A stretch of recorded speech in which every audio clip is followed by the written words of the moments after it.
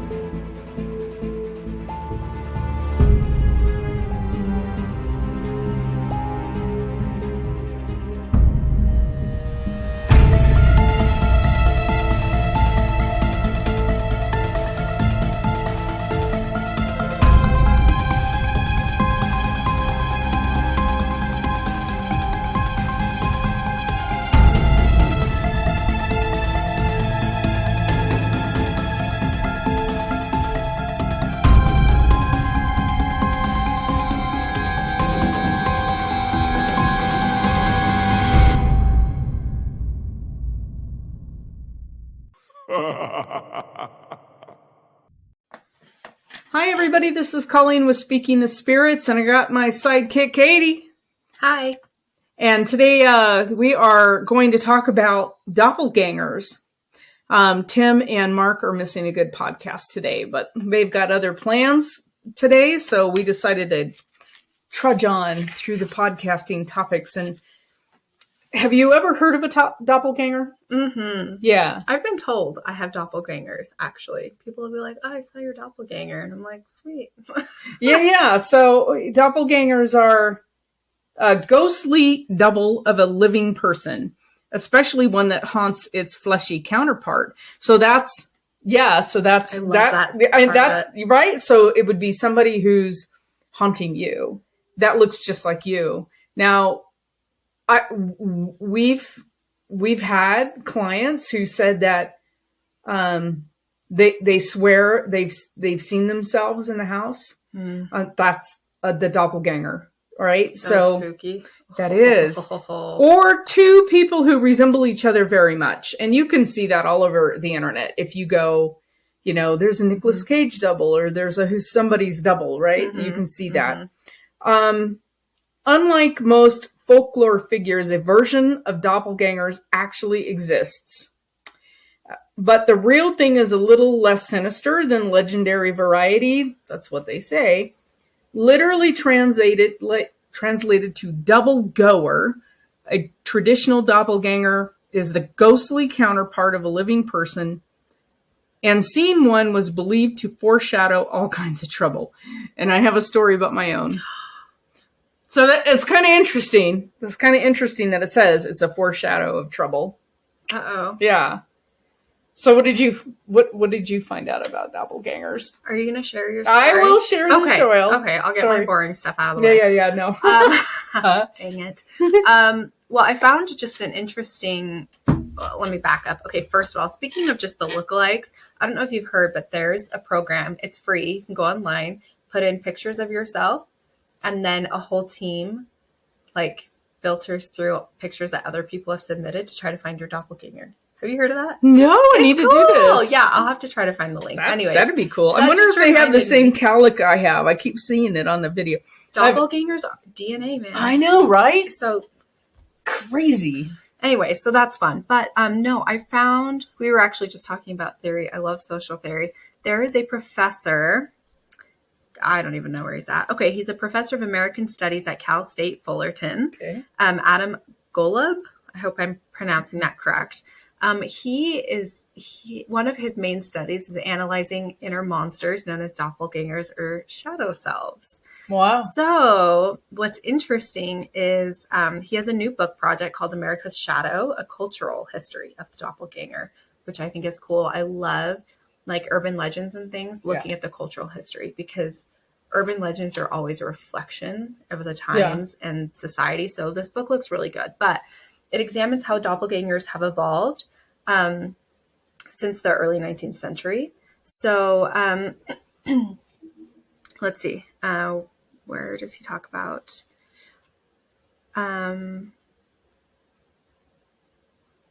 Okay, so before doppelgangers made an appearance in the American cultural landscape, people were afraid of sea monsters, witches, ghosts, demons. By the late 1830s, so this is actually fairly early, their fears shifted to the haunting within. So to understand the emergence of these stories, Golub studies the cultural context of that time period, looking for historical clues to explain why society was susceptible to the idea of duplication and fragmented identities. And 1840s, what invention happened that was accessible to the main public? Photography. Photography, yeah. Made it possible for people to gaze upon themselves. Oh, yeah. Completely from the outside. Well, right about this time, too, you had all the spiritualists, right? And seances and all that stuff going on. Yep, and a lot of them were using photography as a side note, which is also another social theory about how a person looking on the outside knows you better than you on the inside. So this technological advance brought the idea of the double selves. So a growing fascination also with psychology and consciousness during the times. Americans became interested in the idea of dual consciousness and the idea that the human mind has a divided quality to it. And he shares a story about, have you heard the Abraham Lincoln doppelganger story? Not the story. I know that there has been a doppelganger, or lookalikes. A lookalike. No, this is one of America's earliest doppelganger appearance. Occurred in 1860 when Abraham Lincoln allegedly claimed to see two versions of himself staring back in the mirror before his presidential reelection.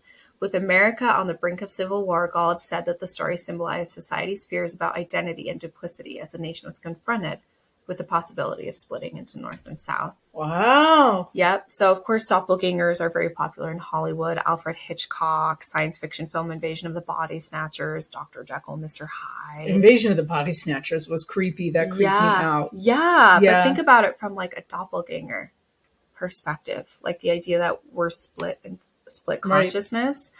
Right.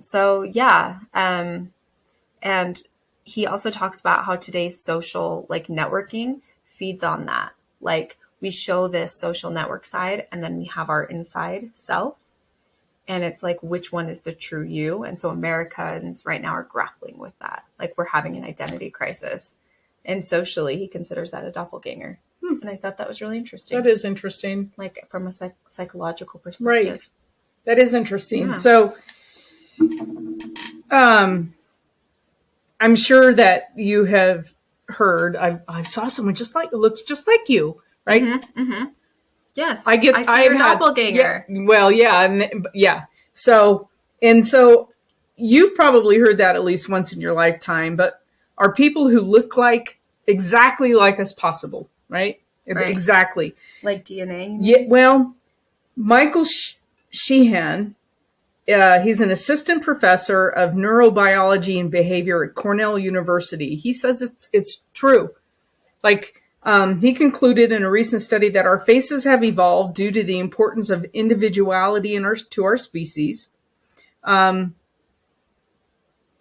so they said, think about it. You walk down the street and you see a multitude of faces. How many look almost the same? And I think, I don't know that I've actually paid that because I try not to go around people, but when you think about it, there's not that many. So my mom, when she was a detective back in the day before computers, right, they would have doing a sketch artist thing, right? Right. So they would have facial types in a book because she would bring it home. Right. And it would be round, square, blah, blah, blah, triangular, archetypes of every facial. Yeah. But there's not that many. No. And then you start layering. They had these binders where somebody said, okay, it's that face. So then they'd have a square face. And then you would have all of these series of eyes. And you'd lay them on and they'd layer them, and then they'd say it's that eye. And because there's not really that many. Maybe it's just that there's a lot of combinations.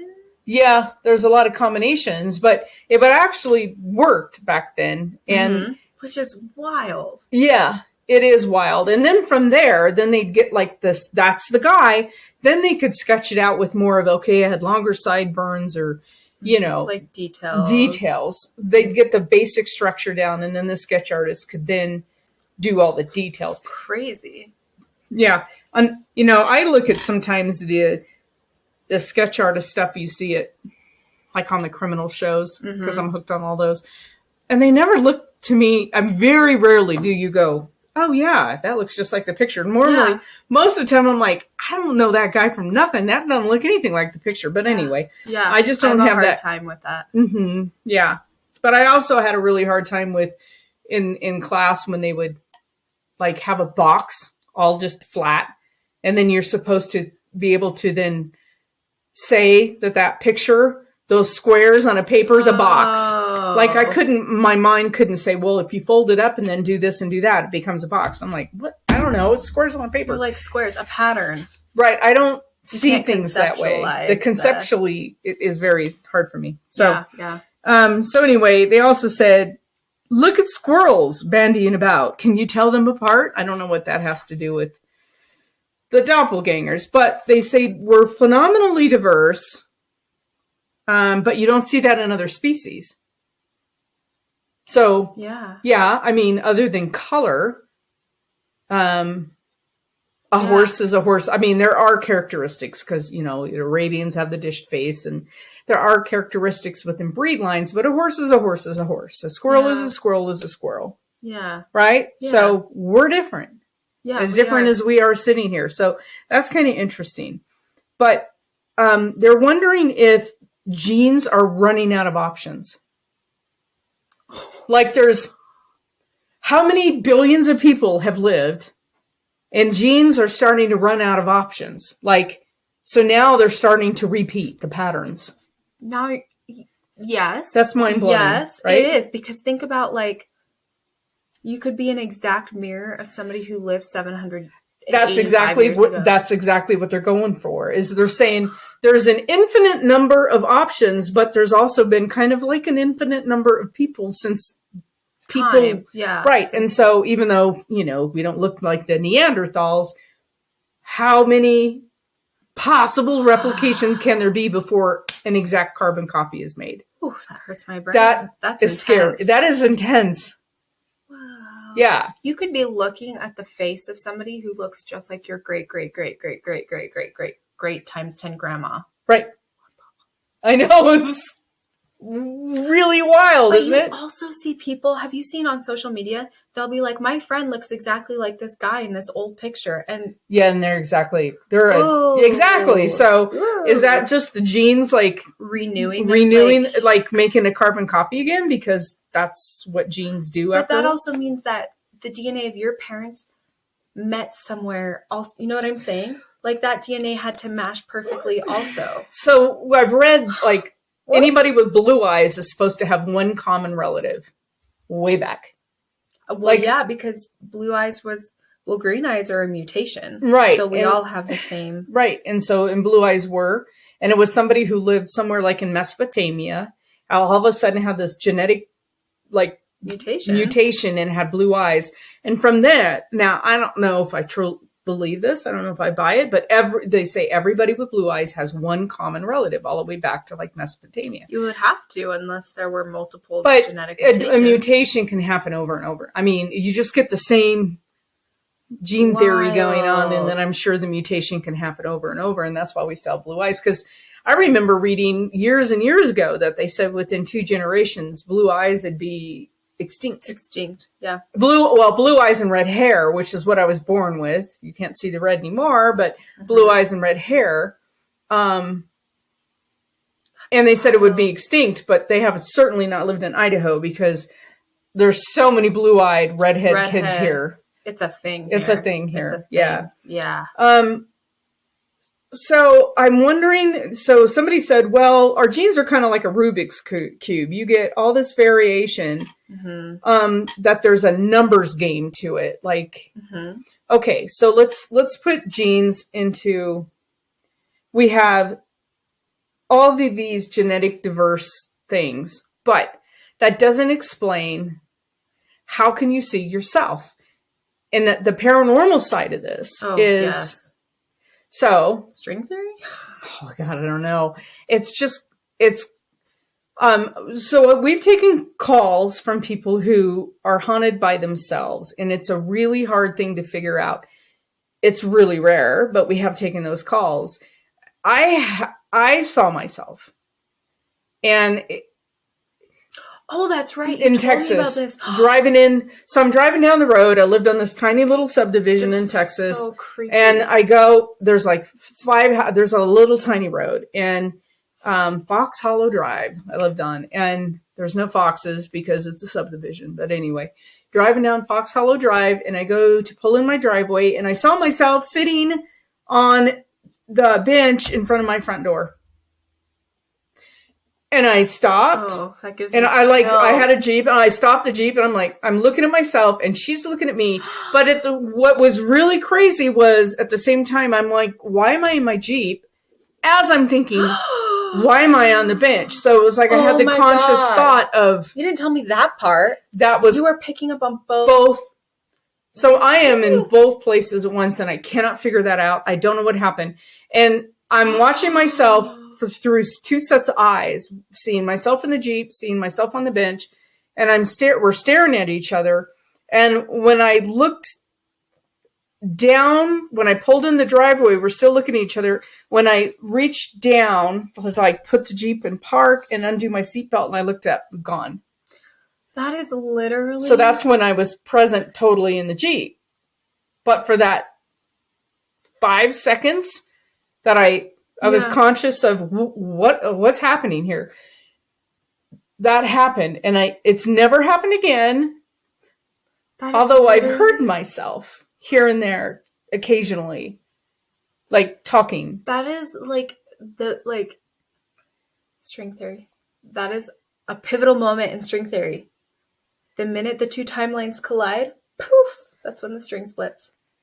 Have you seen, there's a great, amazing movie, if you haven't seen it, and anyone listening, if you haven't seen it and this is interesting to you, you have to watch it. It's called Another Earth. Have you heard of it? No. With Britt Marling, who is my freaking idol. She's amazing with stuff like this. It's about string theory, essentially, but also it's about Earth, our Earth.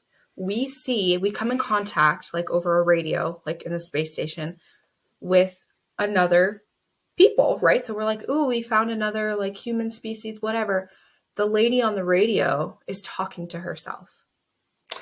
That's like that. And they see each other. And at the end, there's a crazy, amazing twist. And the movie is emotional. It also deals with like other issues and grief and lots of other human-y things. But the string theory is just a small background of it. But the minute you are conscious of your other dimension, your other self, is the minute that string theory is like, poof, you're living in two different timelines. So somewhere I'm having a good time, somewhere else. Or a worse time, girl. It doesn't guarantee anything. That's true. But it just is. You guys have got to watch this movie. Anyway. I have to watch. You need to watch it. This stuff is really freaky. We've talked about, could it be dimensional, like we're in different dimensional planes all the time? Or like, is it just, stacked? The theory of the pond with the lily pads? Are we all just, there's more than one of us because of string theory, but we're all in the same pond, just on different lily pads? It's not a string. It's just lily pads. I don't know. It's really hard. It's really hard to comprehend. I'm not sure. It's mind-blowing, huh? They're saying that our doppelganger. So in my case, it was me. It was me. It wasn't a doppelganger. Now I've had a lot of people say, "Oh, I know somebody who looks just like you." That's like a social doppelganger. This was me because I was having the two thoughts at the same time of why am I in my Jeep? Like, why am I on the bench? It was that fleeting, those seconds that just... Bizarre. That was bizarre. So, but they're saying that doppelgangers have the same smile, the same color eyes, but usually there's something that isn't quite exact between the two. I didn't see them enough. I didn't see myself enough to know if that was, but it sure was me. I mean, it was me. Yeah. Well, and then poof, you were gone. And then I was gone. Exactly what happened. What if you were like contacting yourself and you just didn't know it? I don't know. What if future you was like, "What's up, girl? Nice Jeep." Or could it have been a warning of what was to come because something right after that happened? There's my dog. Oh, man. My old dog. He said I got lonely. He got some fire in his butt now. Yes, he does. So I don't know. They're saying, sorry about the dog noise, but the old guy, he runs the house. So they're saying that our facial attributes are like the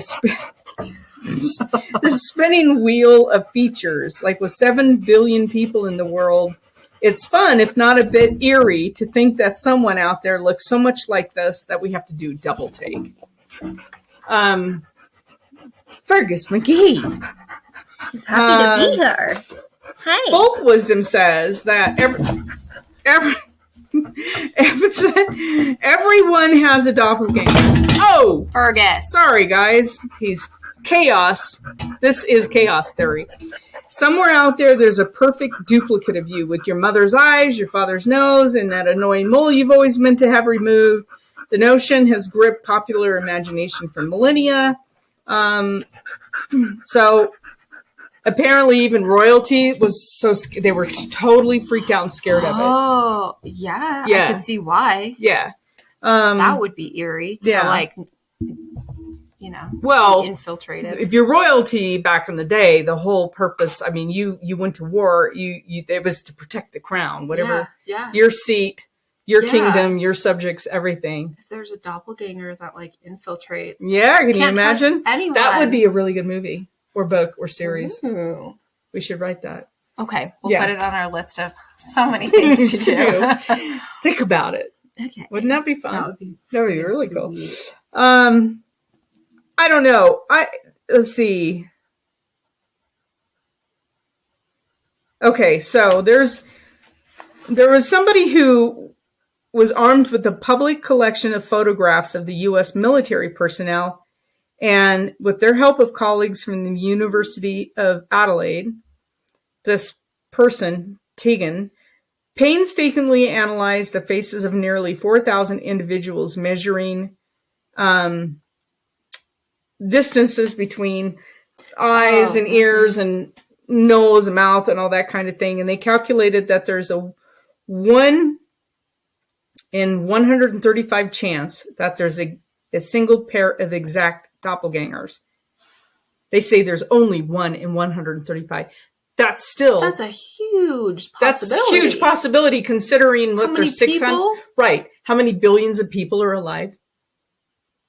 They're like, there's only 1 and I'm like, only? That's big. That's enormous. That's huge. That's literally how many of me are in Blackfoot right now? Right. What the fuck? I know. I hope that my doppelganger is richer, thinner. But you know what, too? Think about this. Okay, if there's a 1 in 135 chance, roughly, all right? Right.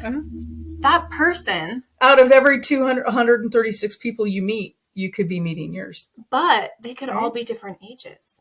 Oh. You might see your doppelganger, your genetic doppelganger who's 89 or a baby. Oh.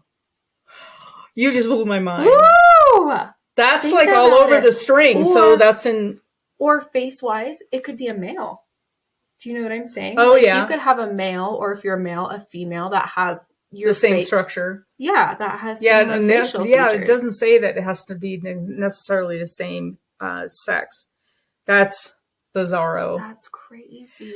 I don't know. The whole thought of, I had that one incident that I saw myself, and I don't even know where to go with that story. That's other than rabbit hole I know, and I was wondering because something happened right after that to this day has shaken me, that I still don't know if it was real, if what happened to me was real. That's why I'm saying, do you think it was you in the future going back, like warning me? Yeah, and it could have, and I don't know because there's something that happened within a week following that was so. I'm wondering if we see our doppelganger. Is it a precursor? Some theories, folklore says it's a precursor to something bad, or a precursor to a change, not necessarily something bad, but it's a precursor to a change. Or is it a warning from do we slip back in time? Like we're Or slipping like, back going, hey, you're not aware of this, but this is going to happen.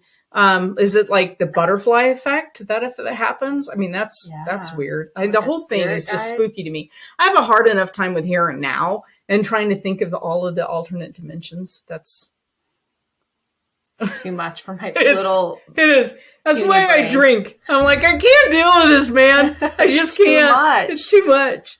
So, do you have anything else on the whole doppelganger thing? Unless we want to like explode brains. No. Like, no. I don't know if I can handle that today. Yeah, no. Yeah. Anyway, we hope you enjoyed it. I would love to hear that if you've actually met your doppelganger or heard your own voice talking to you, like audibly. I'm disembodied voice kind of thing, but you recognize your own voice. So is it you? I mean, I've heard snippets of it here and there since that one sighting. So I don't know what's going on. I don't know. I would love to hear from our audience. Let us know. Anyway, this is Speaking of Spirits and our doppelganger signing out for the day. You've been listening to Speaking of Spirits, powered by Pocatello Paranormal Research in Pocatello, Idaho. Thank you for joining us today. We're glad you could be here. If you're enjoying the podcast, please do us a favor and go to whatever platform you are listening to the podcast on and give us a review. We prefer the 5-star reviews. This helps us know how we're doing, and it helps others to find the podcast. Thank you for joining us, and we hope to see you on our next podcast.